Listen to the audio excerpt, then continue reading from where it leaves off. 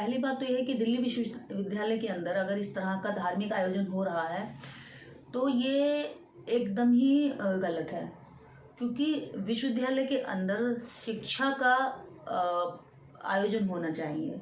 कुछ creative programme होने चाहिए जिससे कि स्टूडेंट्स को सीखने के लिए मिले। साइंटिफिक टेम्परामेंट पर प्रोग्राम होने चाहिए। धर्म तो सब जानते ही हैं, धर्म तो सबका घर का व्यक्तिगत मामला, सब घर से सब लोग निकल के आते हैं, तो जो जिस धर्म का होता है वो उस धर्म की बात मान के अपने घर से निकल कर आता है स्टूडेंट। तो स्टूडेंट वहाँ पढ़ने के लिए आए, लेकिन वहाँ पे एक विशेष धर्म के लोगों को पूरी तरीके से आज़ादी दी गई है, गुंडे करने की आज़ादी दी गई है, वहाँ की लड़कियों को छेड़ने की, गाली देने की खुलेआम वो लोग हंगामा कर रहे हैं, और कैंपस के अंदर उन लड़कियों के साथ छेड़खानी करना, अभद्र गालियाँ देना। तो ये धर्म के नाम पर एक तरह से एक वैचारिक जो वर्ग है इस देश के अंदर, विज्ञान को टारगेट करना है, वैचारिकी को टारगेट करना है, इस देश के उन लोगों पर हमला करना है जो लोग इस देश में न्याय की आवाज़ उठाते हैं। जो कार्यक्रम कर रहे थे और जब नारेबाजी कर रहे थे तो वहाँ पे जो छात्राएं थी, लड़कियां, उन्होंने यही कहा है कि शैक्षणिक संस्थानों पे एक धर्म का कैसे आयोजन हो सकता है, अगर होता है तो अन्य धर्मों को भी अनुमति मिले। बिल्कुल, अगर धार्मिक आयोजन के लिए प्रशासन अनुमति दे रहा है, पहले तो वो गलत है, और अगर दे रहा है तो क्या अम्बेडकर जयंती आएगी तो इसी तरह से सजावट होगी? क्या ऐसे ही साज सज्जा होगी? क्या जब देश के अंदर गुरुओं के जब जयंती आएगी तब भी इस तरह की ही चहल पहल होगी? तब इसी तरह से प्रशासन को, कॉलेज प्रशासन को जो है ये अनुमति देने के लिए उनमें हिम्मत होगी कि हाँ ठीक है आप लोग आयोजन करिए? ऐसे तो आए दिन इस देश के अंदर अनेकों धर्म हैं, पंथ हैं, विचारधाराएं, फिर वहाँ पर शिक्षा छोड़ करके, क्लासें छोड़ करके रोज यही आयोजन होंगे? फिर तो बहस होगी, जब एक धर्म करेगा तो दूसरा धर्म कहेगा हमें भी परमिशन चाहिए, फिर वो धर्म के अड्डे बन जाएंगे। धर्म के लिए इस देश के अंदर हजारों मंदिर हैं, लाखों मठ हैं। क्या लग रहा है कि शैक्षणिक संस्थानों में धार्मिक अगर कार्यक्रम होंगे तो शिक्षा का स्तर कैसा होगा? देखिए, शिक्षा का स्तर पहले ही देश का गिर रहा है, ऊपर से शैक्षणिक संस्थानों में इस तरह की धार्मिक उन्माद फैलाना, धार्मिक परमिशन देना, विशेष विचारधारा के लोगों को परमिशन देना जो शिक्षा से नफरत करते हैं, जो विज्ञान से नफरत करते हैं, और न्यायवादी विचारधारा के खिलाफ हमेशा तलवारें लहरा देते हैं, गालियां खुले मंचों पर देते हैं, खुले आम महिलाओं के साथ अभद्रता करते हैं, जो महिलाओं को ऑन कैमरा गाली देने से नहीं चूकते। तो ऐसे लोगों को बढ़ावा देने का मतलब है कि शिक्षा के जो केंद्र हैं उनमें पूरी तरीके से अश्लीलता, महिलाओं के प्रति नफरत, और जो लोग इस देश में संविधान की बात करते हैं उनके प्रति घृणा का वातावरण फैलाना है, ताकि वो डरे रहें, सहमे रहें, वो बोले ना। उन्हें ये लगना चाहिए कि यहाँ पर अगर तुमने अपनी आवाज़ उठाई तो यहाँ पर तुम्हें दबाने के लिए गलत लोगों का भी एक झुंड तैयार हो चुका है। डीयू में जब आयोजकों से लड़कियों ने कहा है कि यहाँ पे धार्मिक कैसे कार्यक्रम कर रहे हैं, तो उन्होंने स्पष्ट कहा है कि शूद्रों को और यहाँ पे डीयू कैंपस में जगह है नहीं। क्या कहेंगे आप? देखिए, जो मनुस्मृति है और राम राज मनुस्मृति के आधार पर चलेगा। जब रामराज मनुस्मृति के आधार पर चलेगा तो जो वहाँ स्टूडेंट्स कह रहे हैं उनकी गलती नहीं है, उनको सिखाया ये गया है, उनको मनोधर्म में बताया ये गया है कि भाई यहाँ शूद्रों को पढ़ने का अधिकार नहीं है। तो रामराज की स्थापना होने पर शूद्रों को शिक्षा का अधिकार छीना जाएगा, शूद्रों की स्त्रियों की कोई इज्जत नहीं होगी। जो आज शूद्र अछूत घर घर में दिवाली मना रहे हैं, मोहल्लों में दिवाली मना रहे हैं, चौक चौराहों पर दिवाली मना रहे हैं, उन शूद्रों को अब सावधान हो जाना चाहिए, उन अछूतों को सावधान हो जाना चाहिए। उन्हें अब अपने लिए एक हांडी खरीद लेनी चाहिए, झाड़ू खरीद लेनी चाहिए, क्योंकि रामराज में और मनु धर्म के आधार पर तो तुम अछूत हो, और शूद्र तो बिल्कुल वर्णों के अंदर गिना नहीं गया है। गिना गया है तो ऐसी जगह पे गिना गया है जहाँ पे केवल सेवा करने का अधिकार है। तो जो ये विचार है, ये विचार ही अपने आप में संविधान का विरोधी है, समानता का विरोधी है, न्याय का विरोधी है। असमानता पर खड़ा हुआ मनु धर्म जिसको दोबारा से हमारे देश की सरकारें लेकर आ रही हैं, और वो तो चाहते ही हैं शिक्षा संस्थानों में शिक्षा की गुणवत्ता गिर जाए, शिक्षा मात्र एक वर्ग के हाथ में रहे। तो ऐसा चाहने वाले लोगों की इस देश के अंदर कमी नहीं है, और ऐसे लोग आज शिक्षा जो बड़े बड़े यूनिवर्सिटी हैं, जैसे आप देखते डीयू जो है देश का सबसे बड़ा, जहाँ पर पढ़ने के लिए छोटे छोटे गांवों से लोग आते हैं, बड़ी सपने बांध कर लाते हैं। वो घर से अपना पोटली में कपड़े नहीं बांध कर लाते, सपने भी बांध कर लाते हैं। उन सपनों को वहां पर ऐसे दंगाई लोगों के माध्यम से कुचला जाएगा, उनको खदेड़ के भगाया जाएगा। उनके साथ संस्थाओं में बैठे हुए लोग जो जातिवादी हैं, जो मनुवादी हैं, वो अपनी कलम से उनके साथ न्याय नहीं करेंगे, वो द्रोण बन के उनके अंगूठा काटने का काम करेंगे। शूद्रों और अछूतों को जब सावधान रहने की बात आप कर रही हैं, तो औरैया उत्तर प्रदेश के औरैया जिले से खबर आ रही है कि एक दलित को फरसे से काट दिया गया है, उसकी हत्या कर दी गई है। तो क्या ये रामराज का असर है? देखिए, रामराज की शुरुआत हो चुकी है। जो अछूत दिवाली मना रहे थे 22 जनवरी को, वो अछूत अब अपनी गर्दन को थोड़ा सा पैना कर ले, कटने के लिए तैयार हो जाएं। वो संभूक सारे अब तैयार हो जाएं, क्योंकि अब तुम शिक्षा नहीं ले सकते। वो सारे एकलव्य तैयार हो जाएं अपना अंगूठा कटवाने के लिए, जो अभी रामराज की स्थापना का बहुत बड़ा महिमा मंडन कर रहे थे, डीजे लगा रहे थे, गाने गा रहे थे, राम आएंगे आएंगे, मेरी झोपड़ी के भाग खुल जाएंगे। झोपड़ी के भाग उनके खुलेंगे जो चुटियाधारी है, झोपड़ी के भाग उनके खुलेंगे जो इस देश पे सारी धरती का जमीन पर कब्जा करके बैठे हुए हैं। झोपड़ी के भाग उनके खुलेंगे जिन्होंने इस देश के अंदर शिक्षा का अधिकार पिछले 5000 वर्षों से किसी को दिया ही नहीं, एक अधिकार 100% अपने पास रखा। झोपड़ी के भाग उनके खुलेंगे जिन्होंने गुरुकुल के नाम पर अपने ही बच्चों को पढ़ाया, अपने ही घरों में शिक्षा, अपने ही हाथ में कलम दबा कर रखी, दूसरे को कलम की स्याही का रंग भी नहीं बताया। जिन्होंने विलन होते हुए भी खुद को हीरो बनाकर पेश किया, नायक बना के पेश किया। जिन्होंने खुद को देवता बताया और इस देश के न्यायवादी लोगों को असुर और राक्षस बताया। तो झोपड़ी के भाग उनके खुलेंगे। उनके पास ऑलरेडी झोपड़ियां नहीं है, उनके पास तो बड़े बड़े महल है भाई। झोपड़ी के भाग अगर खुलते तो जहाँ राम मंदिर बनाया उसी के आसपास में हजारों झोपड़ियां तोड़ दी गई हैं। लोग रो रहे हैं, बिलक रहे हैं, उनके घरों में छतें नहीं बच छोड़ी हैं। तो जो झोपड़ियां बनी हुई थी ऑलरेडी, वो झोपड़ियां तोड़ दी गई हैं। तो झोपड़ी के भाग किसके खुल रहे हैं? झोपड़ी के भाग इस देश में बीजेपी के खुलेंगे, आरएसएस के उन लोगों के खुलेंगे जो इस देश में धार्मिक उन्माद की आड़ में अपने आप पे सारा अधिकार जताए रखना चाहते हैं, जमीन पे अपना कब्जा चाहते हैं। उस देश की गरीब महिलाओं और मजदूर महिलाओं को मजदूरी बना के रखना चाहते हैं, जिनको ये बर्दाश्त नहीं कि उनके घर में काम करने वाली, चौका झाड़ू करने वाली महिला का बच्चा पढ़ लिख करके आईएएस बने।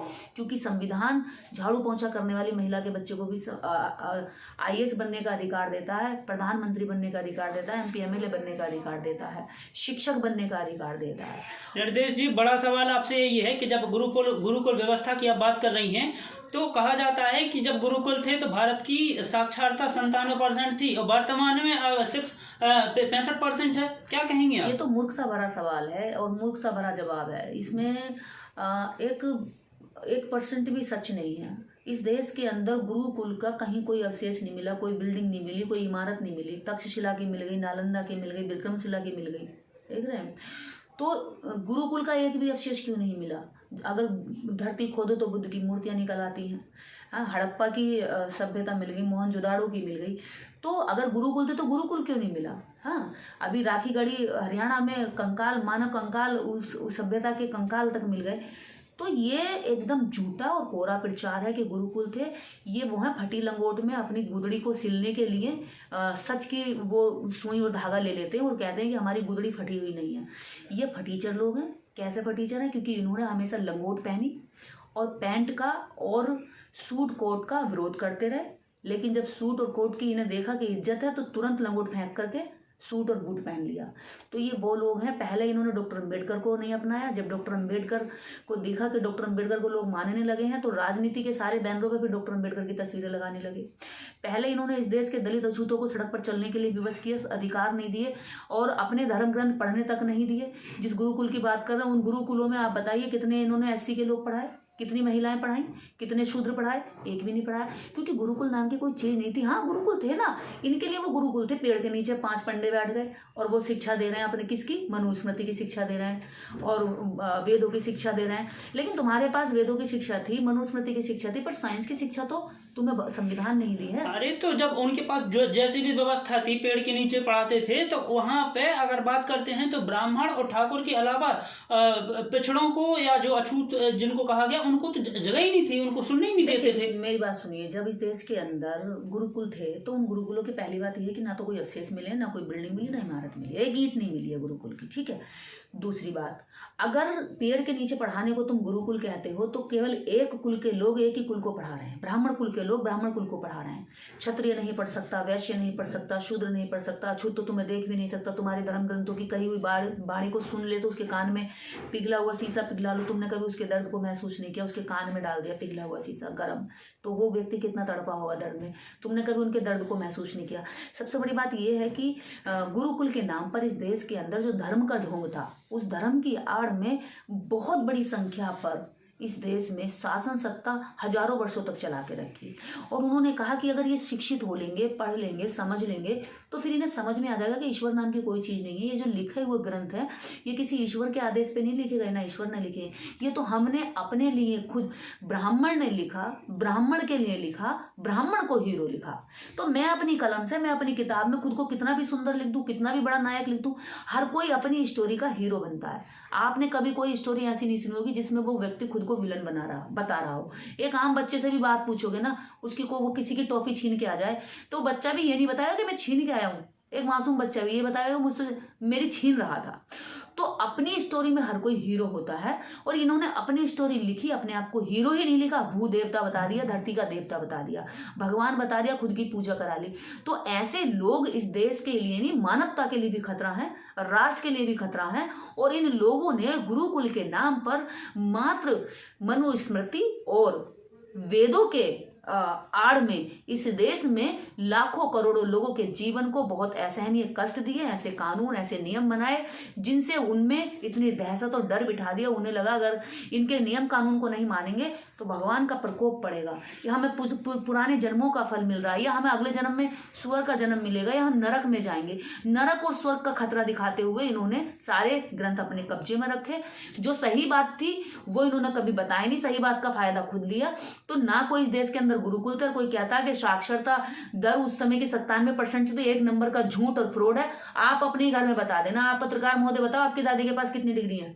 वो तो अनपढ़ है, अंगूठा छाप है। आपकी परदादी के पास कितनी डिग्री थी? अंगूठा छाप है। नहीं, तो उनके पास तो डिग्रियां होनी चाहिए थी ना। जब उस समय आप सुनिए, संविधान से पहले जब साक्षरता रेट 97% था, तो फिर उस समय तो 97% लोग शिक्षित होने चाहिए ना। दूसरा पहलू आप अगर समझेंगे या और कोई जनता समझे, तो दूसरा पहलू यह है कि ब्राह्मणों की आबादी की 97% साक्षरता थी। देखिए, ब्राह्मणों का क्या फायदा था, क्या नुकसान था, आप इसको छोड़ दीजिए। बात अगर हम देश की कर रहे हैं, तो देश की बात में गिनती में केवल ब्राह्मण नहीं आता। 3% ब्राह्मण वहां तक देश नहीं है।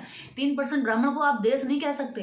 3% ब्राह्मण को पूरे देश की जनसंख्या में नहीं समेट सकते। वो हमारा माई बाप नहीं है। जो सही है तो वो हमारे रोटी, उसके पेट में गई रोटी हमारे देश के स्त्रियों के पेट में नहीं जाएगी। उसने काका गागा पढ़ लिया, वेद पुराण पढ़ लिया, तो उसकी जानकारी सारे लोगों को नहीं हुई, उसने खुद अपने पास समेट कर रखी। आखिरी सवाल आपसे यही है कि शैक्षणिक संस्थानों को भगवा मायागा करने की जो योजना चल रही है, तो क्या लगता है कि सूत्रों और अछूतों को शिक्षा से वंचित कर दिया जाएगा? देखिए, जिस तरह से गुरुकुलों में मात्र ब्राह्मण को शिक्षित होने का अधिकार था, ऐसे ही आज के सारे शिक्षण संस्थान जो बनाए गए हैं संवैधानिक उसमें संस्थाओं में, जो संस्थाएं बनी हैं, उनको कब्जा करके गुरुकुल बना लेना चाहते हैं, और गुरुकुल के माध्यम से केवल शिक्षा ब्राह्मण के हाथ में रखना चाहते हैं। लेकिन भारत की जनता को अगर लगता है कि गुरुकुल होने से और शिक्षा के संस्थानों पर भगवा का कब्जा होने से, मैं भगवा को बुरा नहीं मानती, भगवा बुद्ध का रंग है, लेकिन भगवा की आड़ में एक गंदी सोच को जो स्थापित कर रहे हैं, ये एक देश विरोधी सोच है। क्योंकि देश की वह सोच अच्छी है जो देश के लाइन में खड़े आखिरी व्यक्ति के लिए भी अच्छा सोचती हो,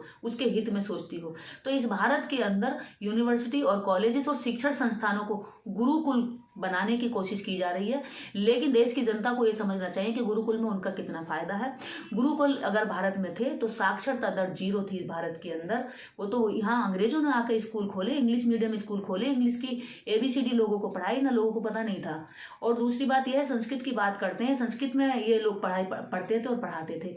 संस्कृत में कितनी माएँ अपने बच्चों को लोरी सुनाती हैं, संस्कृत में कितने गाने बने हैं, संस्कृत में कितने लोग हाय हेलो बोलते हैं, संस्कृत में कितने लोग हाल चाल पूछते हैं, संस्कृत में कितने लोग पढ़ लिख करके इस दुनिया में टेक्नोलॉजी में आगे चले गए। क्या हुआ? संस्कृत भाषा इनके पास थी जो एकदम इन्होंने अपने हाथ में रखी, किसी को उसका पढ़ाया नहीं, प्रचार नहीं करा। आज जब लोगों ने संस्कृत को लात मार दिया, पता चल गया संस्कृत जैसी चीज में किसी का कोई भला नहीं है, कुछ नहीं है, इसका कोई लाभ नहीं है आम जीवन में, तो उसको फिर इन्होंने छोड़ करके अब जल्दी से ये लोग इंग्लिश पे भाग गए। तो अब गरीबों को संस्कृत पढ़ा रहे, कह रहे हैं संस्कृत पढ़ो, संस्कृत पढ़ो। अरे जो तुम लोगों ने सदियों से अपने कब्जे में रखी, आज उसको क्यों पढ़ाना चाह रहे हैं? जिन गुरुकुल में तुमने खुद खुद अपने आप शिक्षा ली अकेले, किसी को शिक्षा का रास्ता नहीं खोल के दिया, तो उन गुरुकुलों की बात करना कैसे सफल हो सकता है। मैं अपने घर में अपने 4 रिश्तेदारों को पढ़ाऊं, अपने बेटे बेटी को पढ़ाऊं, तो इसमें देश का क्या भला है। ऐसे ही ब्राह्मणों ने गुरुकुल में अपने अपने लोगों को पढ़ाया, अपने बेटा बेटी अपने लोगों को पढ़ा दिया। यहाँ तक कि औरतों को नहीं पढ़ाया जी, उसमें गुरुकुल में औरतें नहीं पढ़ती थी, आज भी गुरुकुल में औरतें नहीं पढ़ती हैं। तो ये जो इन्होंने विचार दिया है गुरुकुल का, ये गुरुकुल का विचार केवल ब्राह्मणों की शिक्षा का है। और गुरुकुल का विचार यदि भारत में दोबारा आता तो इस देश के अंदर 97% जो लोग हैं वो साक्षर नहीं हो पाएंगे, वो शिक्षित नहीं हो पाएंगे, वो वैज्ञानिक दृष्टिकोण नहीं रख पाएंगे और उसको छीन लेना चाहते हैं। लेकिन ये देश की जनता को जानना चाहिए कि उनके हित में क्या है। जय हिंद। धन्यवाद।